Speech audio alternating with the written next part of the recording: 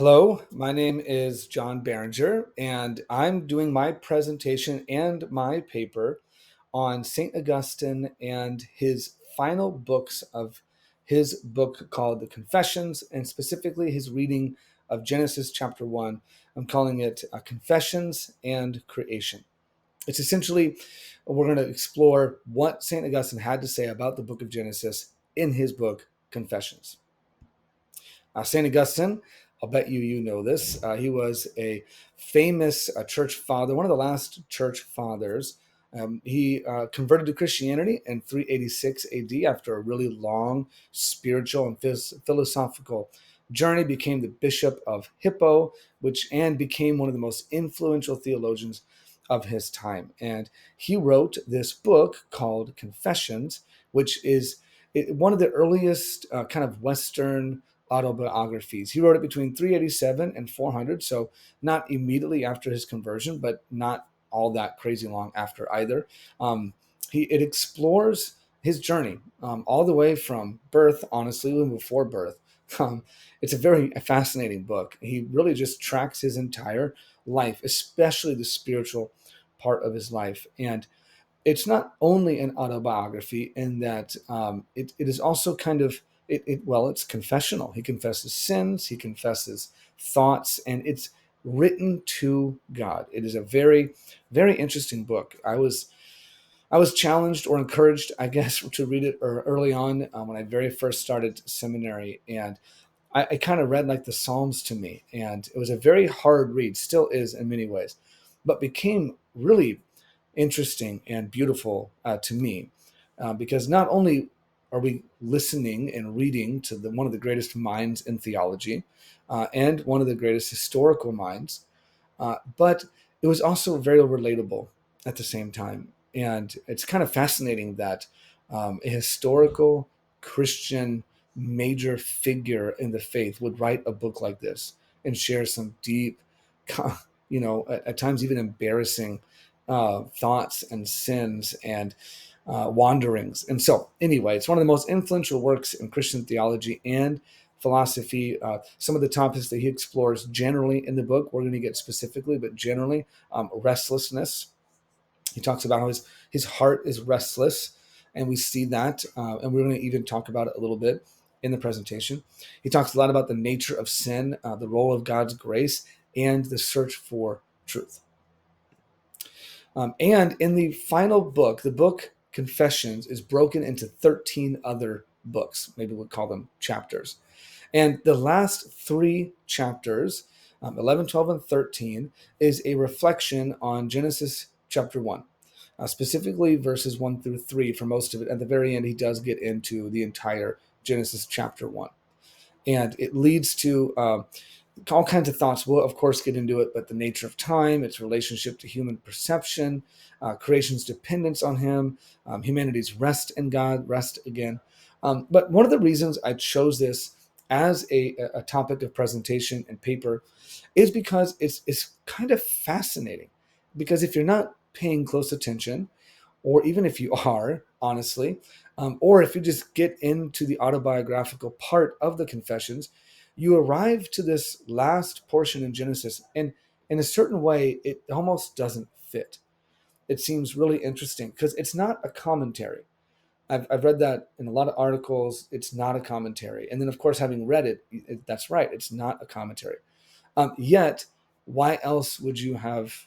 Why else would you have your autobiography end with a reflection or review on only one chapter of Genesis? And why Genesis? And so I've always wondered those kind of questions. Why in the Confessions did St. Augustine end it with not a commentary, but some kind of review of just one chapter of Genesis? And so I took it on. And then, of course, as we're going to see, he addresses several theological challenges or philosophical challenges to popular readings of Genesis at the time. So I wanted to get down to the answer, like, why did he do this? Why Genesis? Why chapter 1? If it's not the commentary, what is it? And so that was some of the reasoning behind that. Okay. Now, before getting into the content of chapters 11, 12, and 13 of Confessions. In my paper and here in this presentation, I thought it was worth exploring a little bit of the influences that St. Augustine had.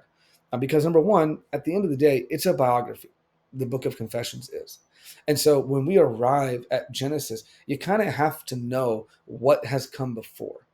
Again, it's not a commentary. You really just can't pick up Confessions, flip to the Genesis chapter, and take notes for a sermon. It really honestly doesn't work like that. And so I felt that if you don't, you may, it would be helpful to know all the things about Augustine's personal journey, some of which I've included in the presentation and in the paper. But to really understand it, it's best to think about, or at least know, some of his influences. So his first influence was Christianity. Uh, St. Augustine grew up in a Christian home. In fact, in the picture there is a picture of his mother, Saint Monica. She became a saint. And his mother was a devout Christian. She spent a time as a monk, a major influence in St. Augustine's life. In fact, the autobiographical part of St. Augustine's Confession ends at her burial. And she played a huge role in his life. And so his father didn't convert until later, but for the most part, St. Augustine grew up in a Christian home, and that, of course, influenced him. But like most Christians, as soon as they leave home and go to school or college, they sometimes will explore other faiths, which is what St. Augustine did. And for about a decade, he got into a sect of religious people, philosophical people, a religious movement called Manichaeism. Now, Manichaeism is kind of an older faith. I hadn't heard about it really until I got into the Confessions. And it kind of has an Eastern influence. Some of the things unique about Manichaeism, one, they have a dualistic worldview. There's a comic struggle between good and bad, or light and darkness. They blend all kinds of different faiths into one. In fact, one of the reasons that St. Augustine explores these two non-Christian faiths is because they sounded like Christianity, or at least they had parts in them that to him sounded like, oh, well, am I really leaving Christianity or not? In fact, there's some debate about whether St. Augustine actually left the Christian faith or not, and he was just exploring other faiths that sounded like it. But of course, he calls himself converted to Christianity later in life. And then after about 10 years in Manichaeism, he went to Neoplatoism. Uh, so now that, if you know anything about Plato, of course, there's a lot of philosophy and things like that. But some of the unique elements of Platoism is, one, they believe in God. They believe they're monotheistic. They believe that all of life emanates around a single kind of ineffable or untouchable source, and they called it the One. So they believe in God. Again, Augustine's like, well, that sounds like my faith. Where they don't believe though, is that they don't believe in Christ, and they don't believe in the three in one. They don't believe that, for example, the evil is not a substance, but the absence of good. So um, they don't really have much to say. Well, they have much to say, but they don't have a source for any kind of distortion of good, or anything like that. It's an absence of good. That's what evil is, not evil in itself. And so while they believe in God, they're very temporal, though they're very material, and God is certainly not as engaged, certainly, as Christ was. And so again, even though he was influenced by them, and we'll see that in a minute, Augustine did eventually leave Neoplatoism. And what he left it for was Christianity. And so we see, I put in here, Christianity is on there twice. And that's because there really is kind of a Christianity of St. Augustine's childhood and his upbringing, and this kind of seed that was planted in him. And then there's the Christianity at the end of his life that he ended up embracing. And then, of course, he became a famous Christian, and he wrote some of the most doctrinal, some of the most theological founding works for the Christian faith. And so when he embraced it all and became a leader in the faith as a bishop. So kind of two influences as it relates to Christianity, one in the beginning, and then, of course, one in later life. Okay, we're going to now get into the nitty gritty of each chapter. For each chapter or book, as they're called in the Confessions, I've taken out three major themes from each one. So for book 11, we're going to talk about the philosophy of time before the beginning, and we're going to talk about Christology. And that's because that's what St. Augustine talked about. Right off the bat, he's fascinated at the idea of time, and he spends a lot. The biggest chunk he'll talk about in all three books, but the biggest chunk of his thinking through time is right here in Book of 11. He reads in the beginning from Genesis chapter 1, verse 1, and he just begins to really just kind of put his thoughts on paper. Well, what do you mean by in the beginning? How can you be in the beginning? How does it work? And he eventually asks the question, what is time? And he kind of goes on to answer it. And he arrives at a really fascinating idea of time by saying that there is no past or future time. There's only the present. And he talks about there's only a present of things past, a present of things present, and a present of things future. And so by that he means that your things in your past, well, you have memories of those, but they don't exist right now. And he, of course, uh, one place I go is my childhood. Of course, St. Augustine had done that in the entire book. You can flip the pages, but you can't go back to that time. And you can't go back to the time, not because of course, this isn't St. Augustine talking now, this is me, but St. Augustine would argue today, you can't go back in time or even forward in time, not because you don't have a time machine, but because it no longer exists. There is no past. There is no future. There's only the present. And there's only the things of the past that we remember in the present, and there's only the things of the future that we expect in the present. But whenever you engage with the past, whenever you engage with the future, you only engage with it in the present.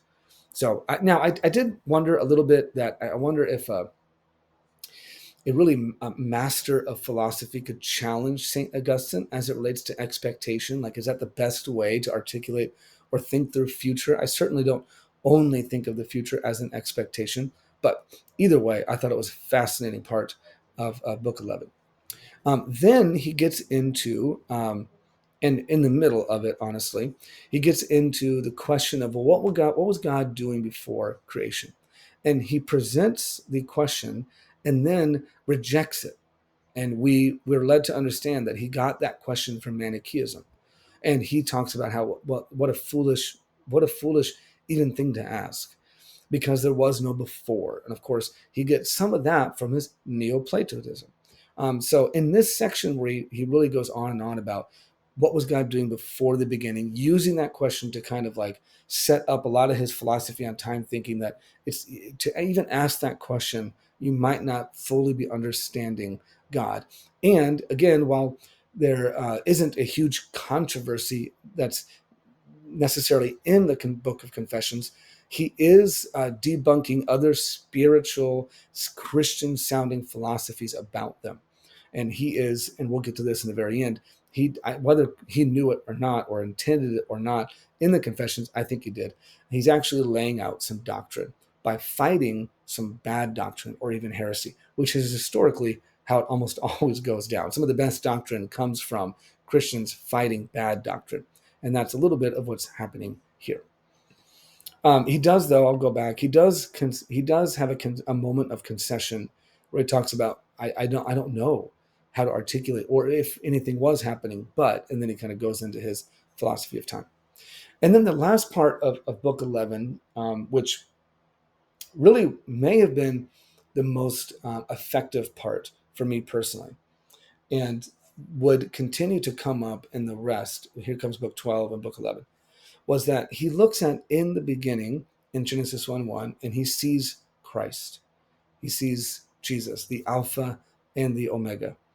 He sees um, he sees the Logos. He sees the Trinity. He even says, I see the Trinity in Genesis chapter 1.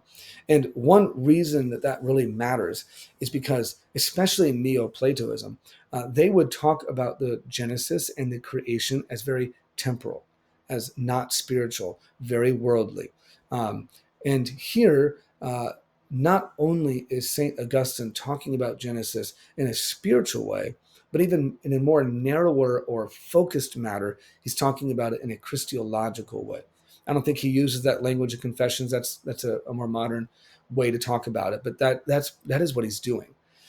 He sees a gospel centeredness to Genesis that his former influences could not take him. It was one of the reasons that he left them. He found Christ, and Manichaeism and Neoplatism do not lead to Christ. And it was really interesting because, and now this is just me talking. This isn't in Confessions, but even today, much of the conversations that I have about Genesis 1 or creation are temporal, even around Christians. Um, is Genesis literal or non-literal? Is it exposing or revealing an old earth or a new earth? And those are kind of temporal questions I began to think after this paper. And it's kind of fascinating that St. Augustine, we'll talk about at the very end, doesn't really reject neither because he sees Genesis much, much differently. He sees it not as a temporal thing to think through, but a deeply, deeply spiritual thing. And that spiritual part is Christological. So that was one of the probably the most effective things coming out of the reading for me was uh, even in the way that I approach Genesis, it's been more temporal. Why? So anyway, one of my favorite quotes from book 11 was, "Let him who understands praise you, and let him who does not understand praise you likewise." Fascinating, because the story of Saint Augustine is that he was not at a place of rest in a lot of his spiritual journeys. If he didn't have an answer, it really bothered him. He couldn't praise because he hadn't understood. And then here in the Confessions, and it's so beautiful, especially in book 11, 12, and 13, even though he doesn't fully understand, he says, I'm going to praise anyway. A testament to his faith, a testament to the home that he's arrived at, and a testament that he means it when he says that he has found rest. Because even though he's got these big philosophical, theological questions that can't be answered, he's still faithful, still committed, still praising. So, all right, book 12. Three main kind of features or topics that came out of book 12 was that creation came from nothing, it was good. He talks about multiple interpretations, and he talks about unity, and he talks about love. So, creation ex nihilo, I don't know if I said that right, but creation out of nothing was a prominent idea in Christianity at the time, but it was also under some, I don't know about attack, but there were other thoughts out there. And so St. Augustine does a really good job of establishing that everything was created from nothing and that everything was created was good, which is a direct again, I don't know if I want to use the word attack, but the Manichaeism have deep dualism, that there are two eternal opposing principles of good and evil. And St. Augustine is saying, no, no, no. Everything that was created was good. There's not a dualism. And that everything was created out of nothing. And then it was pretty fascinating. I didn't expect this. St. Augustine goes on and on and on, several pages of book 12.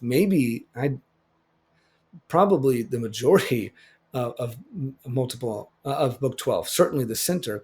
He gives to the reader multiple different interpretations of Genesis chapter 1. So not only is he telling you what he thinks about Genesis chapter 1, but he's sharing other thoughts. Now, and these thoughts are from within the faith of Christianity. So he's not attacking them like he did Neoplatism and Manichaeism. He's embracing them. And so, in fact, he says these might be true. They might be right. That the text could have, Genesis chapter 1 can have more than one meaning. He even makes the argument that Moses himself, the author of Genesis chapter 1, that even he may have been writing about things and he didn't realize it, or there is intent or revelation from what Moses wrote that he didn't even intend when he was writing it. And it's a bit out of character for St. Augustine to do that, at least in his confessions up to this point. But again, another sign, I think, to his rest, that he's just okay with multiple interactions. He's very like, yeah, who knows? Maybe it means this, maybe it means that. And he presents both allegorical and literal and theological interpretations of the text. Very open-handedness. I didn't expect that the first time I really started reading into it. And then towards the end, he really talks about how Genesis chapter 1, verses 1 and 2, book 12 is all about verses 1 and 2, really can bring together unity and can really be a chance for Christians to love on one another. Makes sense coming right out of those multiple interpretations, which is, it's a stark comparison how he treats the non-Christian interpreters. He actually says that they're foolish, and that he warns you against those. But when there's other interpretations within the faith, this unifies us, and there's a peace that walking through, thinking through Genesis can have, that can actually bring us together. Which of course he does in book 11 by bringing in those interpretations and treating them kindly and lovingly. Anyway, it was fascinating. My favorite quote from book 12 was, "In this diversity," and of course he's talking about the interpretations, "of true opinions, let truth bring harmony." He's saying that our interpretations should not divide us, they should actually bring us together in awe and in praise of the depth of something like the idea of God creating the heavens and the earth. And of course, I can't help but think about my own time, our own time, where Genesis is something that divides Christians. I think it doesn't really divide non-Christians that much, but it certainly divides Christians. And St. Augustine is saying, no, no, no, there's truth in there. And if there's God's truth, it should bring us closer together. I thought that was a great quote. All right, last book of the last book of St. Augustine's book, Confessions. This is the last one. And he's going to talk about, you've got the creation of the earth and also the creation of redemption. He talks about the church. Of course, he's going to, right? If it's Christological, the bride of Christ, the head of the church. And then he's going to go all the way back to rest, which we'll talk about. Augustine sees in the days of creation different parts or steps of redemption. As he goes through it, he concedes that we are reading how the earth was created. We are reading how the planets and the galaxies and the stars were created. He's not denying that. He's just saying that we are also reading about redemption and the creation of redemption. For example, he likens the light and darkness in creation to our own light and darkness. He talks about how the Spirit is hovering over the waters of the earth, just as he once hovered over us and then came down into us. He talks about God is gathering the waters and separating the land. And he said that's what God does to this human souls. He gathers his people together. There's that parable of Jesus or God separating the goats and the sheep. He's talking about that kind of stuff, the waters and the land. In other words, he's saying, as we read Genesis, yes, we see the origins of creation, but don't you see the origins of redemption? God created all of it in that moment, including our ability to come back to him. And so, in other words, there's that like non-temporal interpretation. He's picking up on some deep spiritual themes in his interpretation. As it relates to the church, he also sees the birth of the church in it. Just as the Holy Spirit gave life and gave wisdom to humans, so of course he gives life to the scriptures. For example, he talks about how prior to the formlessness of the earth, in that verse 2 section of Genesis chapter 1, he talks about how the church and the scriptures and doctrine, they bring order to chaos, which is a deeply personal note for Augustine, because books 1 through about 6 or 7 are all about the chaos in Augustine's life. And so I think he's saying, well, I had chaos in my life, and the Holy Spirit and God's redemption bring order to it. And he's saying he can see that in creation for all of us through things like the church and scripture. And then in his very last section of book 13, the entire Confessions, he talks about rest. And that's really important because that's what he talked about in the very beginning of Confessions. He has a famous line. I'm sure maybe you've heard it. My heart is restless until it finds rest in thee. My heart was made for thee, and it is restless until it finds rest in thee. He comes back to that. He looks at the seventh day of creation, the Sabbath rest, and he sees way more than just God taking a break or the establishment of the law of Sabbathing. He begins to see our own rest in him, that we rest in him since we are made for him. My favorite quote from book 13 was that For this gloriously beautiful order of things that are very good will pass away. When it has achieved its ends, it will have its mornings and will have its evenings. Again, I just found it fascinating that St. Augustine is able to talk about the end. He's able to talk about the end of all of creation and the end of his life, but he's not bothered by it anymore. He's wondering still. He's got philosophical questions, and this isn't in his life the last time he would talk about Genesis, but he's got some rest in it, and he's even willing to talk about eschatology a little bit, like Genesis, in that he calls it mornings and evenings. So it all kind of wrapped together for me in understanding as I read Saint Augustine, and I think same for him. Okay, I found some really common themes across all three books that I'd like to share. One is the humble posture. I was just fascinated the entire time by St. Augustine's humble posture. He asked over 200 questions in book 11, 12, and 13, over 200 times, in what I kind of originally went to thinking like, oh, maybe he just slapped a commentary onto the end of his autobiography, which isn't true. Um, he kept asking question after question. The fact that he would share other people's opinions and interpretations, the fact that the Bishop of Hippo, the Saint Augustine, I live only an hour away from Saint Augustine, named after him. The fact that he'd have a willingness to admit that I have weaknesses, I have limitations, was really fascinating. um, I took away how much faith that he had. He displays strong and unwavering faith, which is a stark comparison from books 1 through 8 in the Confessions, where he's kind of wandering all over the place, bumping into other religions, even listening and then taking them on. But now, this Saint Augustine, that's kind of why I say two different influences of Christianity. This Saint Augustine is he is unwavering, and not only is he able to talk about his own faith, but he's able to write some doctrine, which is our next point, that he leaves a theological legacy in his three books. He covers things like creation out of nothing, the Trinity, redemption, salvation, time, the incarnation. The reason I think it works as part of his confessions and his journey is here in the last three books, you see how Augustine ended his life, much different than the way he started. He's not a wandering, sinful youth stuck in these philosophical questions. He's a leader in the church, writing some of the most foundational doctrine that we're still talking about today, about one of the most complicated subjects in all of Christianity. So I think it fit really well that Confessions would end with this kind of reading of Genesis, not as a commentary, but as kind of a sign of where he ended and how it all worked out. What a testimony of God moving in St. Augustine's life to see and hear him talk about things like the beginning and creation in such a way.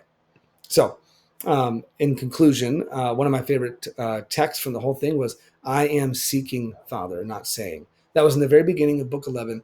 And I kind of came back to it after I finished reading, because I thought, what a great way, not only to summarize his whole confessions, and certainly this last part in Genesis, but me too. Like, when I come to the Father, I want to say, I'm not barking orders at you.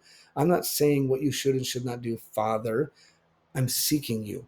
You are the thing I'm seeking. I'm here to seek. So even though I've got lots to say and lots of questions and lots of prayers, I'm ultimately just seeking more of you. And so, in continuing the conclusion part, Saint Augustine, if I had to pick a lane, look, is it allegorical or is it literal? He does have an allegorical approach to confessions, but this is not in a way that dismisses a literal interpretation. I didn't really pick up any language that, like, it wasn't literal, it wasn't 6 days, it wasn't made this way. He has an entirely different view, a very spiritual one. He reads into Genesis 1 the origins of more than just the heavens and the earth. He reads into the origins of me and you. He reads it the origins of our redemption, the origins of us coming to Christ. And I loved that the creation account doesn't describe God's work or behavior, it reveals him. He's really not concerned with what is God doing. Again, what was God doing in the beginning? Nothing. Not really, because there is no beginning. He's really not all that concerned. Again, I think we are today. Well, how did God do this? Well, how did God do this? Well, how does it work? That's not really what St. Augustine is worried about. He's much more interested in the revelation of who God is and his character and his nature. So that is my paper. That's my presentation. Of course, there's so much more that we could cover. And I would encourage you, if you have never read it, go read it, or just read chunks of it, or just go read parts of it, because it really is fascinating. And it doesn't really read like a commentary, but it doesn't really read like an autobiography anything. Anyway, it kind of has its own category. Another reason to check it out. Thank you so much.